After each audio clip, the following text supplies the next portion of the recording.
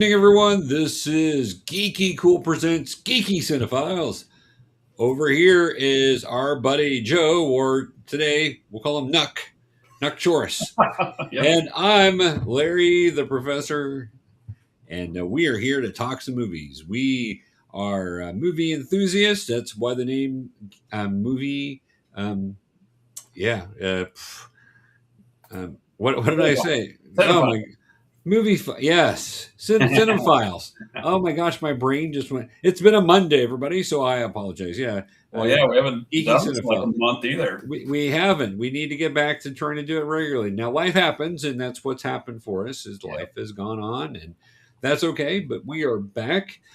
Since the last time we had gotten together, Mr. Chuck Norris passed away. So Yeah. rest in peace, Chuck. We all love you. So you were quite a guy.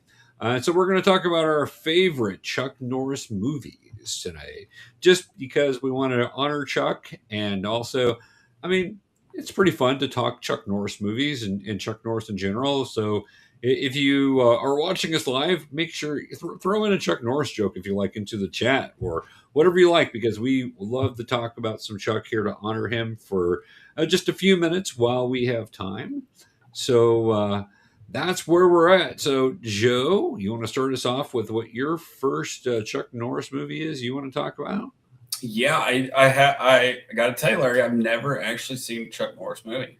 I've seen parts of. Well, see, that's interesting. So you need to sit down and watch some Chuck Norris, my friend. Yeah, I've seen parts of them. I guess Delta Force was Yeah. the half the one I saw. Yeah, it was pretty good. It was interesting. Delta Force is a great classic '80s buddy military movie. Yeah, it's great. Yeah, yeah, probably that one. It's amazing though. So, did you know that he started making movies in 1968? So, if he would have had a Yeah. movie out next year or 2020, it would have been 60 years. Yeah, it's crazy. Yeah. But yeah, I did know you started back then, which is phenomenal. But yeah, it's yeah. Delta Force is definitely a really good one. The really interesting thing I'll say about Chuck Norris movies. A lot of them are just kind of takeoffs of other movies. They're like, you know what, our movie, we don't, this other movie studio put out this. Let's put Chuck Norris in a movie like that, but make it a little different. And Yeah. a lot of them seem to be like that going through the list. Now there are some very much original movies of his, but a lot of them have that feel. This definitely had that feel of the group of military guys doing what it takes to save the United States. So yeah, but this is a good one. I remember watching this one on HBO back in the '80s and Yeah. being like, man, this is cool. Chuck Norris is so cool in this movie. So yeah, that's a good one. I agree. Yeah, that one definitely needs to be on the list. Well, I will There you go go. with I'll go with my first one. Same about the same time period. This movie took place in 1985 and was on the heels. It's called Invasion USA, and it is very much on the heels of 1984's Red Dawn. So you've got Yeah. the fear of the Russians coming in and invading, and it's set in Florida. And it's a little more to it than just a remake of Red Dawn. But basically, what if the Russians invade Florida and Chuck Norris is there? Yeah. And so lots of killing of Russians and boots to the head. I saw this one in the theater. I went and watched it. I think I had a date to see this, or went with a group of people or something. But I remember watching this, going, man, and I even walked out going, okay, that wasn't realistic, but that was fun. Yeah. Yeah. And so I had a lot of fun with this one. This was, really Chuck Norris showing how bad he could be, and if the Russians do decide to invade, we've got Chuck Norris. So now, unfortunately, if the Russians invade us now, we don't have Chuck Norris to defend us. Yeah. So we Yeah. would be in trouble. But back then Chuck Norris kept us safe. So that's always Yeah. good to know. I mean, even the dark is afraid of Chuck Norris. Exactly. The boogeyman. That's who he has nightmares of. Is Chuck Norris. Yeah, yeah, exactly. You know, underneath his beard is another fist. Uh,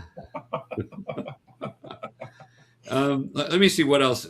Let me see if there's anything special about this movie. Of course, this was at the peak of the Cold War, and it was an over-the-top, unapologetic, meant to entertain as a one-man army defends America against the invasion from the Russians, and starts off with him having a Chuck Norris being retired CIA and a ex villain that he would fight over in the Soviets comes over and decides that he's going to take over, and it takes place in the Everglades. Yeah, yeah, going yeah. So yeah, so did the same director do all these movies, or is it a different one? I don't think. I think it's different ones, but they all have a similar style, and you kind of knew what you're going to get with the Chuck Norris movie. It's and you know, sort of a lot of '80s action movies. It was, you know, you knew it was going to mostly be action.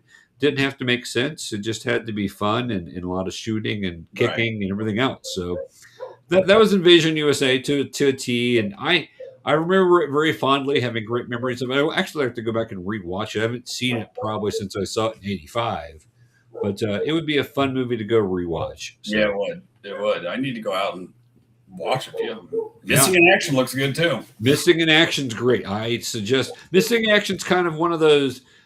If you have holy grails of Chuck Norris, Missing in Action's one of those. Oh, it is. All right. Yeah. Most definitely. Awesome. And that's actually on the list here in a little while. So, okay, cool. But yes. So, what's the next one on your list, Joe? I think I went with Top Dog. You did go with Top Dog. Yeah, let me pull that up here. So, talk about you know, how Chuck Norris movies a lot of times will mirror other things. You had Turner and Hooch, and there's a couple other Top Dog movies that came out after Turner and Hooch. K9. Right. K9 was another one. Yeah, that was the other one I was thinking of. So you have Top Dog coming out just right on the heels of those. Another studio saying, "Oh yeah, well, let's put Chuck Norris with a dog." Yeah. Everybody will watch that. And who wouldn't, right? I mean, come on, it's Chuck Norris and a dog. It's a cute dog too. Yeah. Did you watch it? You know, I don't think I did. It was from '95, I believe, and I believe this is right when I was in the middle of doing my master's degree, when I was working full time, married, and going to school full time for a master's. So yeah. So I don't think I saw it, but I think it was one of those that I thought I need to come back and see that. So I saw it on your list, and I'm like, okay, that's something I'm going to have to watch. But yeah, me too. I want to go watch it. All right. Well, the next one on my list is okay. Well, we were just talking about it, Missing in Action. It's number 4 on my list, but that's not because it's not amazing. This movie spurred, I don't know, 4 or 5 sequels, and basically the premise was people were left in Vietnam. And of course, this happened, you know, Vietnam happened a decade earlier. Yeah. And so a lot of people still think about Vietnam. You have Rambo Part 2 coming out about this time, where he goes back to Vietnam to rescue people. So that was kind of a thing, but I think this happened before that one. So I think Rambo, the first Rambo, I think happens before this one, but of course that's in the United States. The second one happens afterwards with the whole going over to Vietnam to rescue people. But Missing Action's a great movie. The sequels, you know, as sequels go, some of them aren't nearly as good as the original, or I'd say most of them, but they're still fun. They're still a fun go rescue people kind of movie. They spoofed this sort of stuff in Hot Shots Part 2 with this, and Rambo, and a lot of the other ones that were similar. Yeah. But yeah, Missing in Action is great. Probably one of the more iconic POW rescue films of all times. Okay. And this movie really cemented Chuck Norris as the American resilience of the 80s. You know, he's going to go back and try to rescue these people. Really played to the patrioticness. And Chuck Norris did that a lot. So, well, and that was the 80s, you know. Yeah, it was the 80s, right? Yeah. President Reagan and the newfound love for the country, because through the 60s and 70s, things were a little more rocky. So we, you know, found the way back to being proud to be an American and all that. Yeah. Yeah. Yep, it's true. It was very much an '80s thing. So yeah. All I, right, what do you got next for us? I think next I had one of the Walker Texas Rangers. I think these are probably like TV movies. I think you're right. I did pull those up. Doesn't matter which one I go with here for you. No, huh? All right. Well, let's go with the reunion one, and I think this is '93 or '94, and I'm like, Yeah. wasn't this series on at that point? I don't Yeah. know, but yeah, it looks like a TV movie. I did do some checking on it, but yeah, the Walker Texas Ranger stuff is just iconic. Yeah. That's what you think of Chuck Norris. I mean, I think there's three phases of Chuck Norris that you think about. You think Yeah. about Chuck Norris, the martial artist, and his early movies, Yeah. and we'll talk about one of those here in just a little bit. With all the focus on his karate, kung fu, and the guy had a black belt, and I forget how many types. I want to say Yeah. 5 types. Yeah. It was crazy, and but just and he was a world champion, I think 3-time world champion martial artist. So you have that phase of his life with his early movies. You have the action movies of the late '70s and in the '80s. And then you've got Chuck Norris on television and the television movies as Walker, Texas Ranger. Yeah. The no nonsense, I'm going to bring the criminals to justice sort of thing. It's a lot of the same type of characters. The archetype is the same, but Right. how he played Walker, you really, I think, honed his skills as an actor a lot, and some of his kicks were just fantastic. So yeah, picking anything from Walker Texas Ranger is great. So we definitely will go with that. Yeah, that's a good pick. Thanks. All right, next one on my list. Now, this is one also from '80s, 1986, but this one's a little different.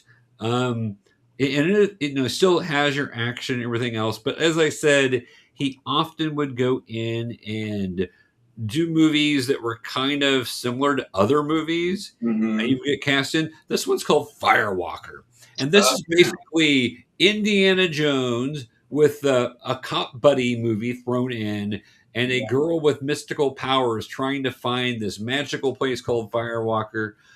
I remember watching this and just loving it. It was the Chuck Norris really got into his comedy level in this movie. Huh. It was one of the first times I actually saw him cracking jokes. Him and Louis Gossett Jr. Yeah. had great chemistry, and I just remember watching this, going, "This was so much fun." I really love this movie. I would put it higher on my list, other than the next two movies on my list are pretty special movies. So, but yeah, I love this movie. And at this point, you had a lot of people trying to go in on the success of Indiana Jones. Right. There was Alan Quartermain movies, which is based off a book that predates Indiana Jones. I think Indiana Jones may have been based somewhat on the Alan Quartermain books, Huh. but you've got that, you've got this, and there's some other ones in there also. But this one's a lot of fun. If you've not seen one, I would actually suggest starting with this one. Okay. If you want to have some fun, that's action and comedy, and get the whole Indiana Jones vibe, this is the one for you to start with. Yeah. Joe. Okay. Yeah. Trailer looks pretty cool. Yeah, it's a fun movie. I remember I watched it numerous times. And it may have been when my friends had HBO, and we'd go over and watch HBO at their house and watch it over and over and over again. So, Yeah. all right. Well, what do you got next for us here? I think next I have Sidekicks. Yeah. Another one of those that I saw half of. And, Yeah, 1992. Yep. And that the kid actor who was in a lot of things. Yes, he was. Jonathan. I didn't even see it. Anyways, yeah, he was learning from Chuck Norris, right? Yep, right. Yep. Almost a Karate Kid-esque feel, other than you got Chuck Norris rather than Pat. But yes, it's a very, and this is the time where you kind of have a resurgence of martial art movie, especially with kids doing martial arts. The Kid Ninjas or whatever it was, the Three Ninjas, Yeah, whatever. Three Ninjas. Yeah, I mean, you have that coming out about the same time. So you have a lot of things with younger people doing this, but this one's a little more serious than those. This is a good movie. Yeah. Jonathan Brandis. Jonathan Brandis. There you go. Yep. I think he ended up killing himself. Well, now there's a downer. Or he got into drugs or something. Yeah. He definitely was not. Got in the way of a roundhouse kick of Chuck Norris, and that'll do it right there. Yeah, that's what it was. He was scared of Chuck Norris. So that's sidekicks. That's a good one for us. Well, let me go with my next one here. This one is considered to be the standard of Chuck Norris's movies. As I said, there might be like three like all-time greats that people put in. You got Missing in Action, you have Delta Force, and then you have this one. And see if I can get it pulled up here. Called Lone Wolf McQuade. Oh, and this is Chuck Norris against Kung Fu master himself, David Carradine, from the Kung Fu series. This is one of those, it almost has a Western feel to it, but it's set in modern times, at least of the early 80s. And it's a cool movie. It has a lot of really fun feels to it, but this is considered to be one of Norris's best acting jobs. And he really set the standard in this movie. It blends Western grit with martial art action, heavily influenced later action heroes. Yeah. So, Lone Wolf McQuade. That's a good one to watch. Also, it's not funny really, but it's right. Good. So if you want to start a little lighthearted, start with Firewalker. If you want to go right into just intense early 80s action martial art stuff, this would be the one to go with. So all right, what's your next one there for us? Did David Carradine really know Kung Fu, or was he he learned from the series? The interesting thing about that was Kung Fu was originally written and the idea was proposed by Bruce Lee. And then they decided they didn't want an Asian playing the lead role and cast David Carradine, who in himself did a really good job learning Kung Fu and other things.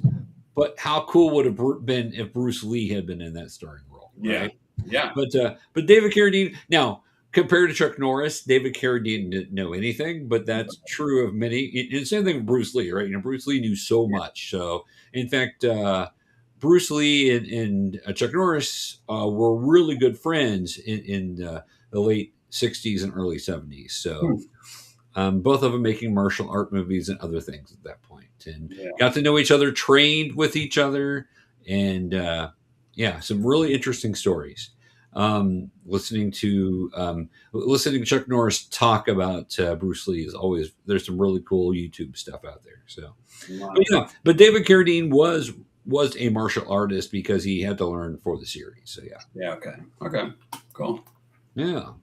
All right, which one do you want next here? I think we went with Dodgeball. Yeah. He's not the star of the show, but he is not. But this right there wins the whole thing. The thumbs up. That to me is one of the best scenes. Thank you, Chuck Norris. Yeah. It's the approval from Chuck Norris. All right. It's like, because it was the three judges had the vote on whether or not they would let it go into sudden death. Yeah. And by a rule change, and it had to go to the judges. And one judge says yes, one judge says no, and then it goes to Chuck Norris, and Chuck Norris gives them the thumbs up. Yeah. That's just a great scene in Dodgeball. That right there just ties everything together. You're like, all right, Chuck Norris approves, so we're going to do this. Yeah, it really does.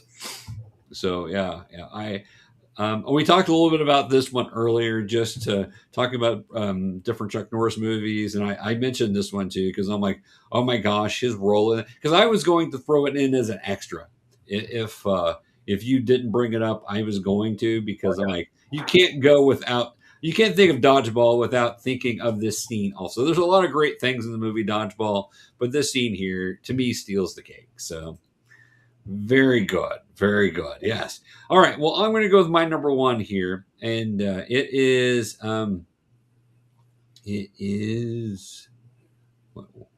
Where's my list? Come on, Larry. Yeah, of course. Duh. So this one is known by two different names, depending on if it was released in Asia. It was known as Way of the Dragon, but in the United States, it was known as Return of the Dragon. And this is the iconic fight at the end of this movie between Chuck Norris and Bruce Lee. Where, of course, Bruce Lee wins at the end because he's the star of the movie. As I said, Bruce Lee and Chuck Norris were good friends. They would train together and other things. And Bruce asked Chuck to come in and be a part of the movie. And Chuck says to him, I've seen an interview where Chuck says to him, well, do I get to win? And Bruce goes, no, I'm the hero of the movie. Yeah. But it's a really cool fight at the end. If you've not seen this one, this is super classic. Oh my gosh, this is so awesome. Why did they do Return and Way? What does that matter? I don't know. They just renamed it for the U.S. They thought Return of the Dragon would draw people in. And I know that you had Enter the Dragon before this. So right. I think that was, Return of the Dragon made people think it was a sequel. Way of the Dragon I don't know why. Okay. The name was different there. But yeah, this also was the only movie that Bruce completely directed himself. So Bruce Lee fully directed this movie. The only one he did, and this was his last movie that he filmed to completion before he died. Wow. So this iconic scene really, sticks out because this is the capstone of those Bruce Lee movies. And, and seeing him fight Chuck Norris was really cool. Yeah, this one was great, actually. Yeah, I've seen that one. Yeah. So that one's the top of my list because how much better does it get than Chuck Norris versus Bruce Lee? Right. I mean, come on. Yeah. Even if Chuck loses, it's still phenomenal, right? Yeah. That's two of the most iconic martial artists ever right here together. Yeah. Well, at least in cinema. So. Yeah, in cinema. So those are our list, guys. Let us know what you think. Did we miss something that you thought should be on the list? Chuck Norris had a lot of movies that he did, and a lot of them were pretty fun. These were the ones that we enjoyed and wanted to talk about. So thank you guys for helping us do a little tribute to Mr. Chuck Norris. Rest in peace. Rest in peace.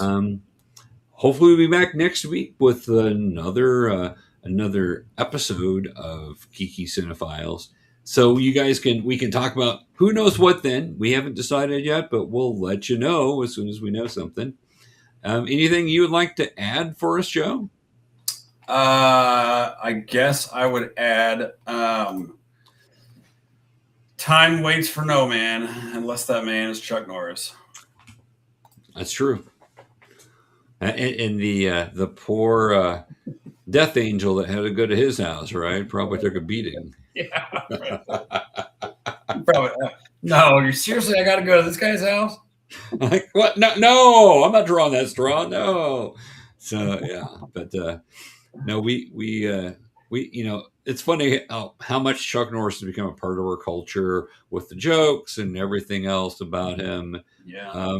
He was a really good guy from everything I read, just a great person, very spiritual, and tried to live that way with people, which is how, I'd want to be remembered. Please say how great of a person, how I treated people. Right. That's really how I would want to be remembered. So Chuck Norris, rest in peace. We will be back next week with you guys, hopefully, on Geeky Cinephiles for episode 34. Stay tuned, and we will see you all later. Stay geeky and keep watching movies.